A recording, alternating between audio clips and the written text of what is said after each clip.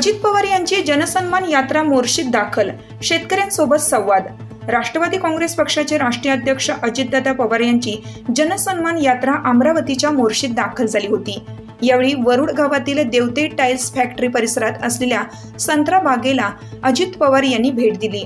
या भेटीदरम्यान संत्रा बाग मालक आणि शेतकऱ्यांसोबत त्यांनी संवाद साधला। बाग मालक आणि शेतकऱ्यांचे प्रश्न व समस्या जाणून घेत त्या समस्यांचे लवकरच निरसन करू असे आश्वासनही अजित पवार यांनी दिलं। या संदर्भात जिल्हाधिकारी आणि विभागीय अधिकाऱ्यांनी तातडीने लक्ष द्यावे असे निर्देशही अजित पवार यांनी दिले। वृत्तसंकलन विभाग, नाशिक, मेट्रो न्यूज, नाशिक।